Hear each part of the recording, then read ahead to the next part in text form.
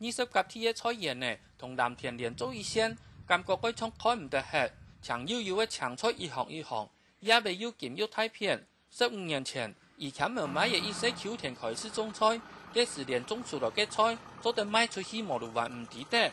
菜種出來要幾商家幾多老百姓買啊，幾多有幾客戶啊。因為當一批哈，該是頭下嘛是挺困難啦哦。原本移民澳洲係要做玻璃加工嘅事業，冇想到澳洲完全冇呢方面發展嘅條件，只好改賣點心過日咧。後來為了長久嘅打算，能結添埋一些秋田來種菜。這片哈，該工資挺高啦哈，加工嘅東西根本都冇法度做，所以呢，為了長久嘅生活嘅問題哈。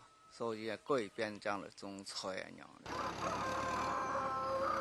能到澳洲嘅世界，移民人也唔愛同，我做乜嘅事情都唔方便。我家仔有熱心嘅鄉親聽數嘅一切，種菜嘅事業能慢慢穩定。以前冇感受到有錢嘅珍貴，故所自然家人熱心公益，最近盤絲蘭客家會提出嘅會長。都退吧哈，冇人文嘅基礎啦，全唔會啦。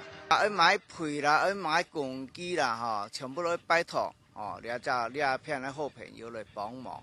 同人生地唔熟嘅國家地位，而且冇都完全唔曉得種菜，都更加要設計嘅蔬菜王國。34年呢，也分別負責蔬菜生產同行銷嘅業務，一家火落嘅樣呢，佢能同當時開山打拿嘅辛苦相連結。他很辛苦啊，從一片樹林，什麼都沒有。砍樹，然後奮鬥到現在，整個都做得很好。對一些秋田開始，已經上一手一腳開闢了一大片的田地，也轉變了其他澳洲嘅另外一種人生。客家新聞陳文年澳洲報道。